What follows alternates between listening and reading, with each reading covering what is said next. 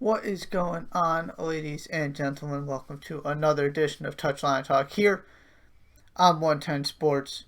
Incredibly busy, incredibly important weekend, both across Europe and in Major League Soccer with the regular season coming to a close there. We're going to get to all of it today. Super busy show. Really excited to touch on everything because there were some interesting results, some really important results, and some things that I just really want to dive into and investigate and just express some thoughts on because we've had some interesting things happen here, particularly MLS wise. But we're going into our first five right away, and we're starting with what happened between Liverpool and Manchester City. This game was your cliche tale of two halves, except for it wasn't that it was one team in the first half and one team in the second half. It was that this was a good game in the second half and a terrible good game in the first half and a terrible game in the second half. You went into halftime thinking this thing is finally poised. We're going to get a thrilling conclusion that's going to have title implications, full of drama, and we got nothing. And part of the reason this was so intriguing 45 minutes in was in that first half, you saw both of these teams capitalizing on their strength based on the way that they lined up. Jurgen Klopp decided to take the risk and go with four up front. So he's out there playing a 4-2-4, which means every time Liverpool got going forward, they looked really dangerous because you had Firmino, Jota, Salah, and Mane out there instead of just three of them. But on the other side, when Kevin De Bruyne got into the game, he was causing all kinds of trouble for Liverpool's defense because City had those three midfielders and he was able to pretty much do what he wanted because that duo in the middle for Liverpool just couldn't cover all of the space that they needed to. So when you saw these good things happening for both of these teams, that's where it was coming from. It was coming from Liverpool's front four and from Manchester City's advantage in the midfield. So we're going back and forth here. Of course, it starts with that Liverpool goal. Kyle Walker has a tendency to do things like this. Every once in a while, he makes a rash challenge like that one. And often it comes from situations like that where he gets himself into a bad position, he gets turned or whatever it might be, and then he just kind of panics. This is one of those things about Manchester City right now that the individual errors they have are not only at the center back position or the kind that you saw against Lyon where they just got beat over the top and they got ripped apart on the counter. That's happening too much, or at least last year it happened too much. But there are also some poor decisions from Kyle Walker in there too. And he's been really good this season. But this is just part of what you get with him. Is he has a tendency to try and fix the problems when he gets himself into a bad position instead of just hoping that it works out or letting his teammates try and deal with it. And so he gives Salah a penalty. Salah converts the opportunity. It's 1-0. But Manchester City come back, get that goal through Gabriel Jesus fairly quickly to level things up.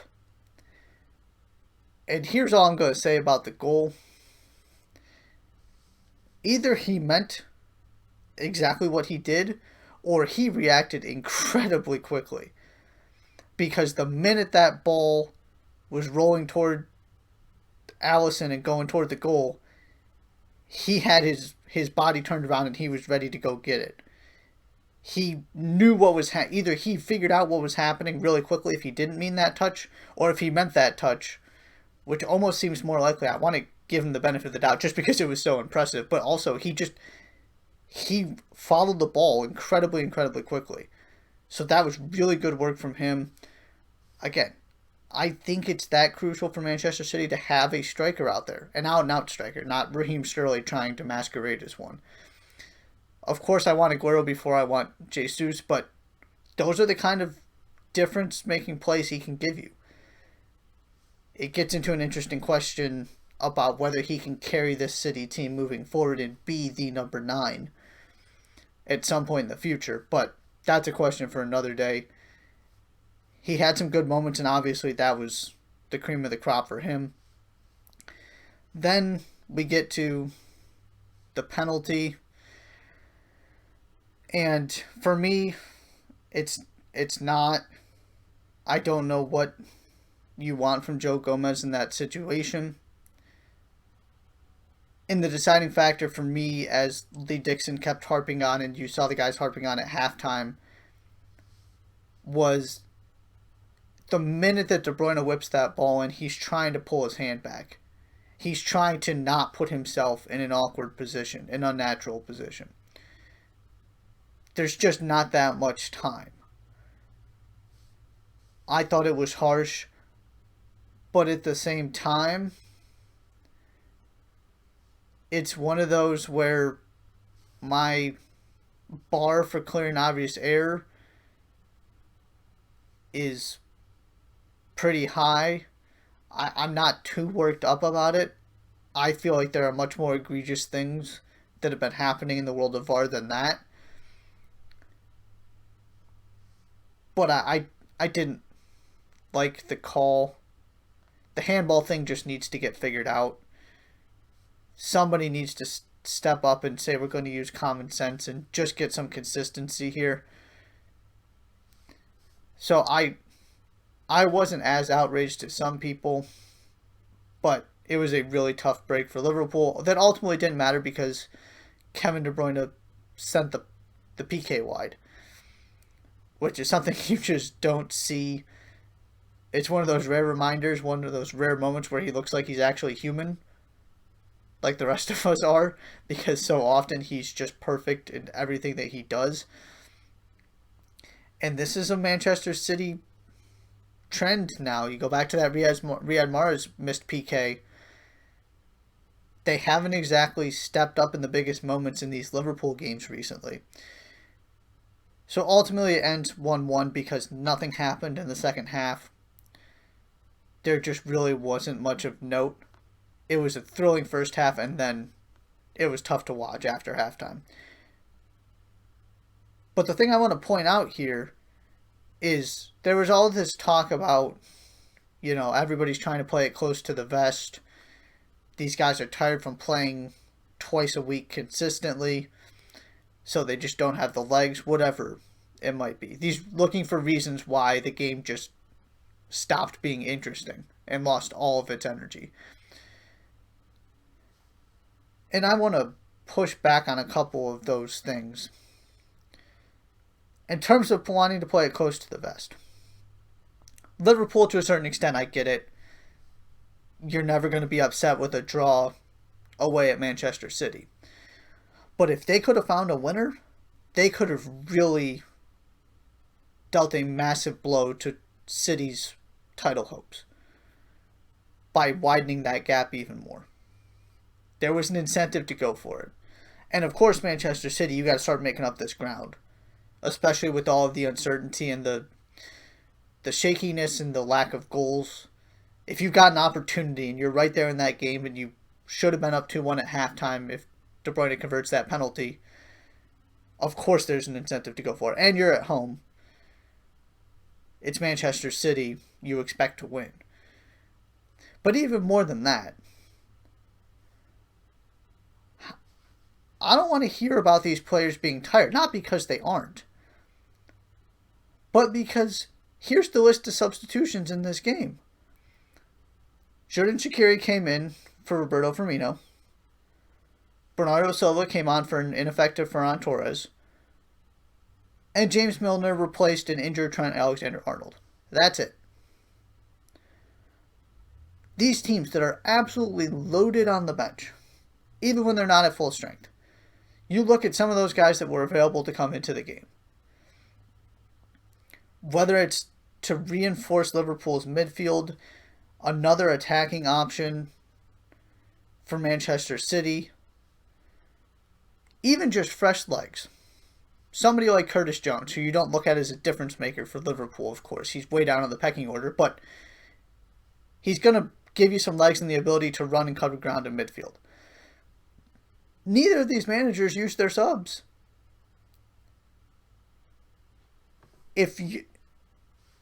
So that means, if you follow it to a logical conclusion, that they were basically just settling for a draw, which strategically I'm not a huge fan of for specifically Manchester City, but to a certain extent Liverpool as well.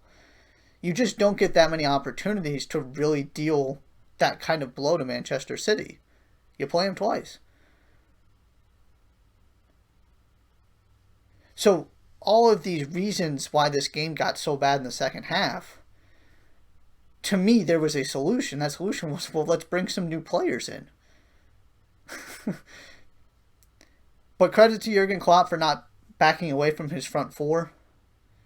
He pretty much kept that intact, which was bold and ultimately didn't hurt him. It was, to me, a push, what they got and what they gave up, and adding that extra attacker. I don't think it's going to be a thing moving forward. To me, there's too much risk involved, especially without Van Dijk at the back. And so we're in the same position where we started in terms of the distance between these two teams. City has this game in hand. It's still early.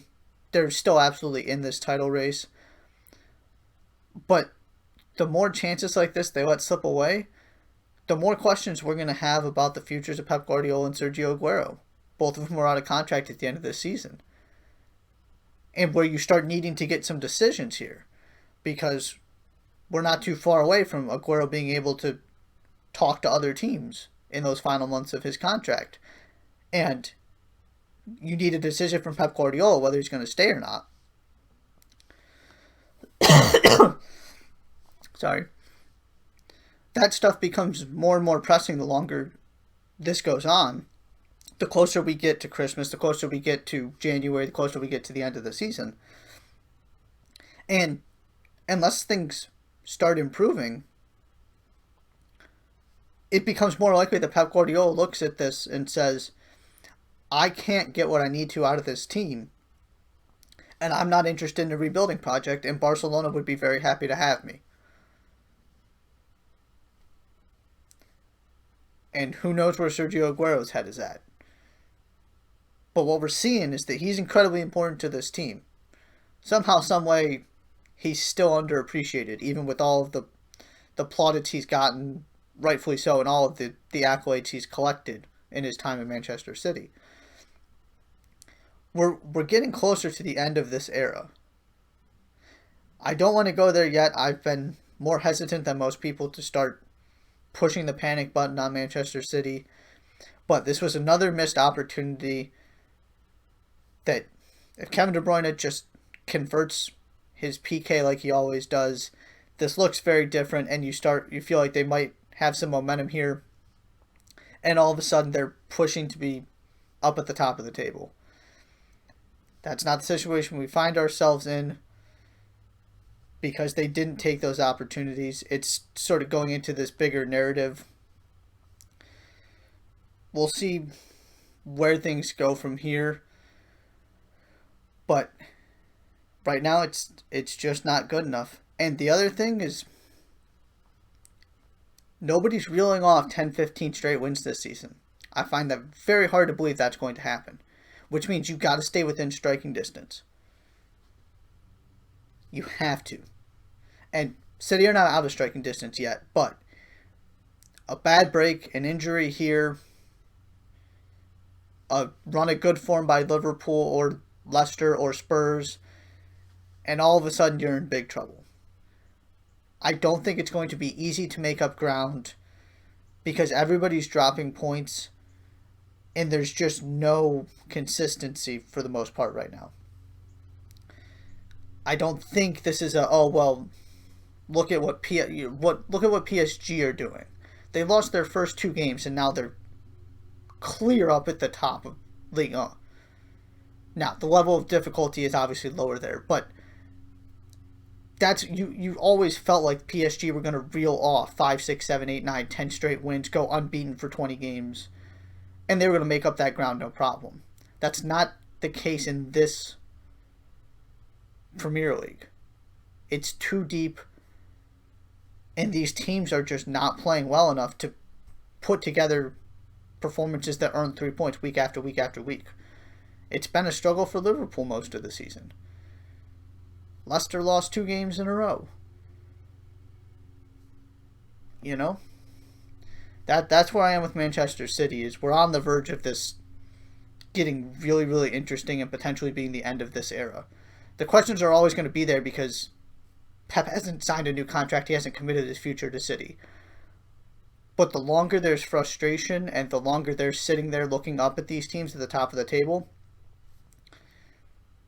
to me it's harder to justify wanting to go through this process again if you're Pep and you feel like you're going to have to rebuild, that this team is not responding the way you want it to. Your message isn't getting across. It's not just we pick it up and go again next season. It's we need to do a lot to overhaul this roster, to make some changes. It's an emotionally draining process, and we've seen that Pep is more than happy to take some time off, that he doesn't sort of recycle with teams. He has his run and then he moves on to the next thing.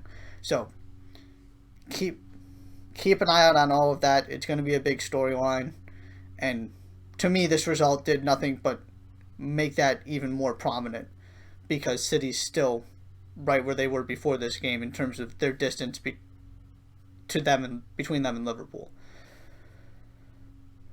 Our other massive game in Europe this weekend, Bayern take their Klassiker to go top of the Bundesliga, not just on goal difference but on points. And this game was decided for me in the 5 minutes on either side of halftime. Marco Reus opens the scoring. It looks like Dortmund's going into halftime up 1. But then Bayern go right back in first half stoppage time. I love that free kick and the way that they drew that up, because you changed the angle not once but twice, essentially. It wasn't just that you got it out of the original angle, but there was a second touch in there. You got 3 players involved. There was just a lot going on, and the communication was excellent. They all knew exactly what was going to happen. And, of course, you have a guy like David Alaba who can convert and has the quality from his free kicks and shooting from distance to put that in the back of the net. It was just a very Bayern goal with the intelligence, the communication, the professionalism. It's just a thing that most teams in the world don't have, even at the highest level. It wasn't just a beautiful free kick. It was all of the work that went into it to provide that opportunity and then having the ability to execute. So now you're 1-1 at halftime. You come right out into the second half. Erling Haaland has an opportunity to square a ball with a wide open net, essentially, that would have put Dortmund back in front, and he just can't execute the pass. It happened to him a couple times this game. He just was not clinical in the final third. He made some good decisions, but the execution just wasn't there.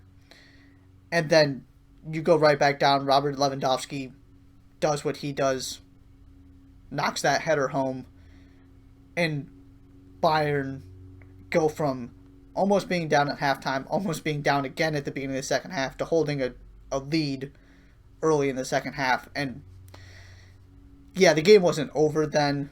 Dortmund had plenty of chances. Sané ultimately adds another. Haaland gets one back to make it interesting at the end, but it's the same story in this game, just like the last time they played. I firmly believe that Bayern is not all that much more talented than Dortmund. Dortmund are on their level talent-wise, which is why I think they can win the Champions League. But the problem is that with Bayern more than any other team in the world, you not only have to match them in terms of your play and the quality you're producing and the chances you're producing, but then you have to execute. Because if you give them the same amount of chances, they're going to beat you. Because Lewandowski doesn't need 2 chances on that header. David Alaba doesn't need 2 free kicks. They are so clinical and so ruthless. Dortmund are creating the chances. They're in the game. They look like they belong. But ultimately, if you don't put those chances away, you're not beating Bayern. You can make it close, but they're going to find a way. They're going to create chances because they're just that good going forward, and they're going to take advantage of them. That's the difference between these teams right now.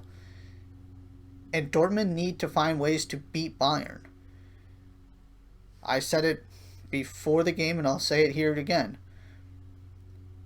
I don't think anybody is, specifically Dortmund, I don't think Dortmund is beating Bayern if they don't take 4 points from those two meetings in any season right now. Because now, even if they beat Bayern the second time, Bayern's going to win the goal differential, which means they're going to have to perform better against everybody else the rest of the way than Bayern, and I just don't see that happening. There is nothing to indicate that is going to be the way things go. It's a monumental task to try and beat this Bayern team over an entire season. And Dortmund just have not been up to it so far. And the other thing now, too, unlike these past couple seasons, you're now chasing Bayern. At least this race has been interesting because Dortmund has jumped out to a lead or gotten a lead a third of the way through the season or so that when we're talking about Thanksgiving, Christmas time, it's Dortmund ahead of Bayern. Where now you've got to hope that Bayern slips up a couple of times here so that you can regain that ground if you have any hope of putting pressure on them from in front of them. It's a monumental task at this point. Another really frustrating result for Dortmund, just sort of more of the same. These games are that important when there's that little separating these two teams, and these past couple seasons, Dortmund just have not been able to take advantage of these opportunities. They belong. They're one of the best teams in the world, but they just don't have Bayern's ruthless mentality. Number 3, kind of out of nowhere, Real Madrid gets thumped by Valencia. Karim Benzema scores in the 23rd minute. Looks like it's going to be business as usual. Then Carlos Soler scores a hat trick of penalties. And there's also a Rafael Varane own goal in there. And they lose 4-1. I was really starting to think this team was going in the right direction, that they had gotten past some of their issues. And again, this is not the Real Madrid teams of past. I was skeptical about their ability to seriously contend for the Champions League. But I really thought they were going to be fine in La Liga with the up and downs of Barcelona and the way that league is going right now.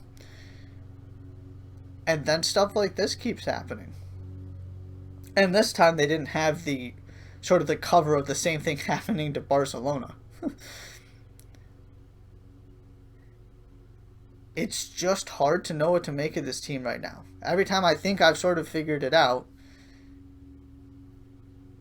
they do something else that doesn't really make sense. There's going to be plenty of opportunity to make up for this because people are going to drop points in this league just like people are dropping points pretty much everywhere, especially in the Premier League and Serie A and La Liga. But these are not your Real Madrid and Barcelonas of years past. If we've learned anything about what's happening in Spain, that's what we've learned. They are susceptible. We've seen too many of these results to think that they're outliers. They are just getting outplayed sometimes, which makes this a really, really intriguing race if these kind of things keep happening moving forward and we're looking at a bunch of teams still in contention Christmas time. And I think that's where we're going to be. They just have not performed on a game-to-game basis, weekend after weekend, the way that they need to. And it's opening opportunities for your Real Sociedad and another team we're going to talk about as one of my winners. The door is wide open right now. I thought Real Madrid were going to do enough to shut it and take control, but that has not been the case. over in Major League Soccer, a couple things to touch on here. First, those last 2 playoff spots go to the Montreal Impact and Inter Miami. Congratulations to Inter Miami, along with Nashville getting in that first year in Major League Soccer, which is not an easy thing to do unless you're Atlanta United or LAFC. Inter Miami's more in that mold, but it has not been easy. But they found a way. Credit to them. It wasn't a particularly dramatic decision day in terms of these playoff spots, but it was strange in the sense that DC United had a couple early leads. Atlanta was never particularly close, and Chicago was down 3-1 at one point.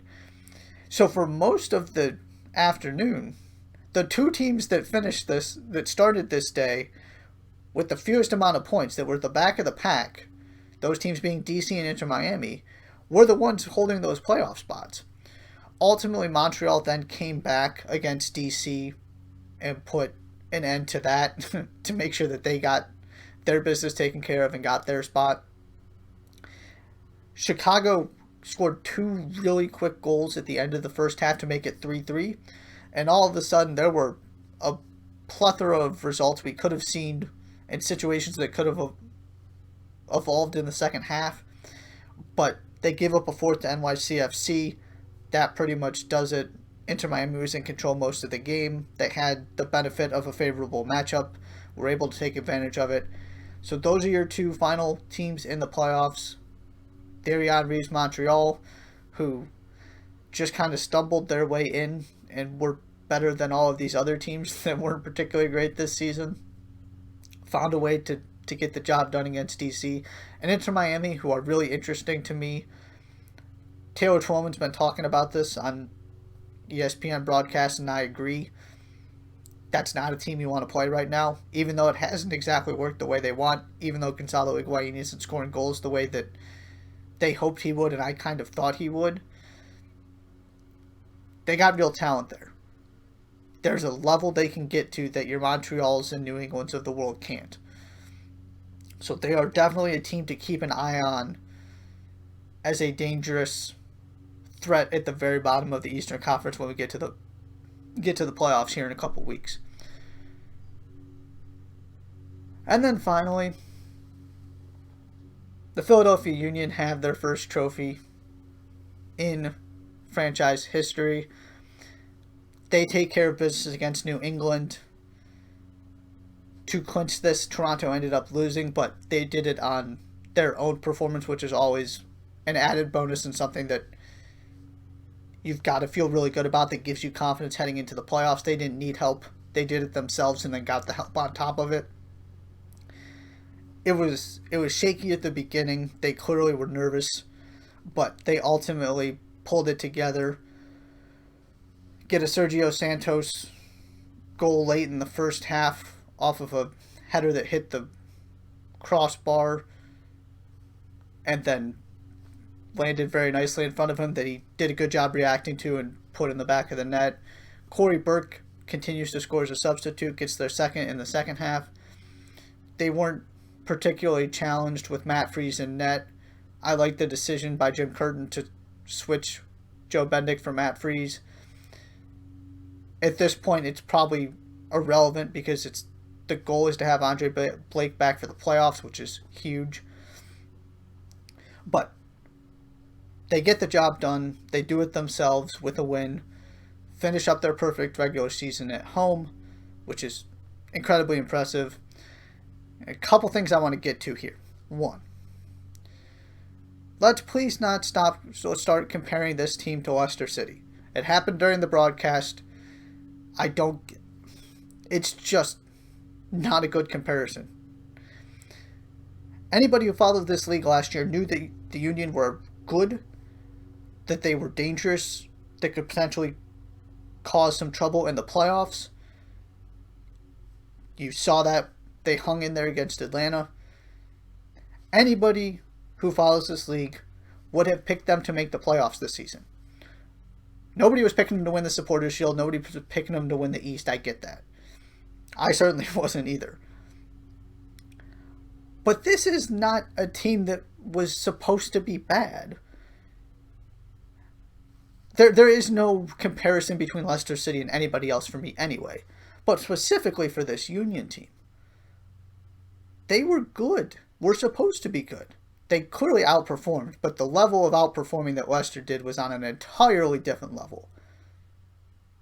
We need to stop looking for the next Leicester because there just isn't one. At least we haven't come close, and there's a reason why. It was that remarkable. The equivalent for this Union team is if this year's Leicester City team, who was good last season, but not quite good enough at the end, who there was reason to believe was going to be good again this season, go on and win the Premier League title. That's the comparison if you're trying to find one for this Union team. The other part of this, every team, specifically those mid and small market teams, not your LAFCs, not your Atlantas, not your LA Galaxies, your Chicago's, Montreal's, New England's, Houston's, San Jose's, should be looking at this Union team from two different perspectives. One, what can we take from this model? Because this is the best model in Major League Soccer right now. The scouting and talent acquisition that started under Ernie Stewart and Ernst Tanner has taken to another level in terms of just all of these signings really working for the most part and finding valuable players like Jamiro Montero and Sergio Santos and Kasper Szyboko kind of out of nowhere, Kai Wagner as well. And of course the academy aspect of this, that they're turning out a ridiculous amount of talent right now. That was where they chose to invest. But they have a clear vision and identity. They know exactly what they want to do. So every team should be looking to figure out what part of this model they can implement in terms of their own identity and how they want to approach things. The second part of this, every owner, every head coach of all of these smaller teams that don't have these massive budgets to go buy Carlos Vela level DPs should be looking at this Union team and saying, why not us? Why can't we do that next? And here's why. The goal is sort of always, right, to get into the playoffs, hope you can pull a couple upsets, and all of a sudden you're within striking distance of MLS Cup. Why think that small? Last 10 supporters' shields have gone to 8 different teams. The only team to win it more than once, the New York Red Bulls, who also ironically have a very clear identity that allowed them to transition from your Thierry Henry to your Bradley Wright Phillips, who came from very different backgrounds. This trophy and the number 1 overall seed in the playoffs is up for grabs. Nobody is. This is not being dominated by Atlanta and LAFC and Seattle, whatever team you want to talk about, NYCFC. You can control your destiny and you can make the playoffs run through your building. It is possible. It is actually more likely that your underdog or your unexpected champion comes in the regular season than the playoffs. The playoffs are where Toronto and Seattle and Portland always show up, and so you don't get as much parity there. Regardless of who wins this MLS Cup, which, of course, the teams that have recently won one that you're looking at with pretty good odds, Kansas City, Toronto, Seattle, Portland, just to name a few there. But if it's LAFC, or if it's the Union, one of these teams that hasn't won one in this 10 years we're talking about, there are still more different Supporters' Shield winners. And those Supporters' Shield winners have had such different identities, going back to that San Jose Earthquakes team with these guys you've never heard of called Chris Wondolowski and Alan Gordon that came out of nowhere, and then all of a sudden Wondolowski's league MVP, to the Red Bulls identity. Seattle got one with Clint Dempsey and Obafemi Martins up top. FC Dallas did it with a sort of a hodgepodge, some good players, some fast, good wingers, a strong defense. They won a lot of close games because they finished fourth in the league in goal differential that season, but had the most wins. They just kind of found a way to get it done. And then you've got, going back to the beginning of the last 10 years, your Robbie Keane, David Beckham, Landon Donovan, LA Galaxy team, and of course last year with Diego Rossi, Carlos Vela, LAFC. But all you have to do is you have to give yourself a chance. You can't be dead last in payroll and dead last in investment. But if you're in the middle of the pack, where the Union are and where Sporting Kansas City is, those kind of teams, this is absolutely possible to do. You just have to have an identity, a vision, to know who you are and who you want to be, how you're going to do this. And then you got to get the right people in the front office, and you got to hit on your signings. You got to be good at evaluating talent. But the beautiful thing about this league is that it is not the Premier League. It is not any of these major European leagues where you just look at it and you go, okay, there are, max 4 or 5 teams that can win this thing? You know it's PSG and Juventus and Real Madrid and Barcelona. There just aren't any surprises. There is so much unpredictability in this league. Every team, you don't have to lead the league in financial resources. You just have to spend enough to be competitive and give yourself a chance. And when you do, whether that's investing in your academy, getting a couple DPs in, or some high-level TAM signings, whatever it might be, if you just give that little bit more, this is what can happen. Everything can break right for you, and you can lift a Supporters Shield.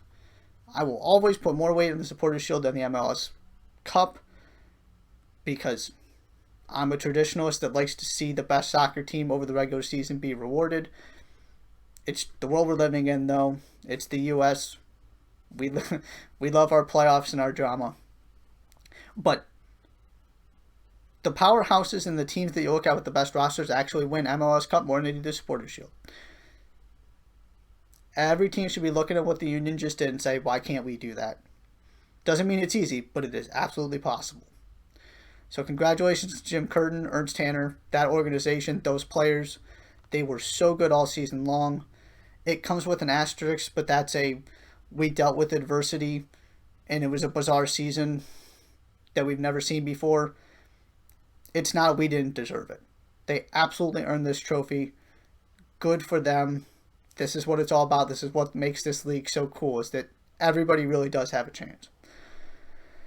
That was a lot. We're going to take a quick break here, come back, run through our winners and losers of the weekend from Europe real quick, and then get back to Major League Soccer and the playoff picture at the end of the show. You are watching Touchline Talk on 110 Sports. Don't go anywhere.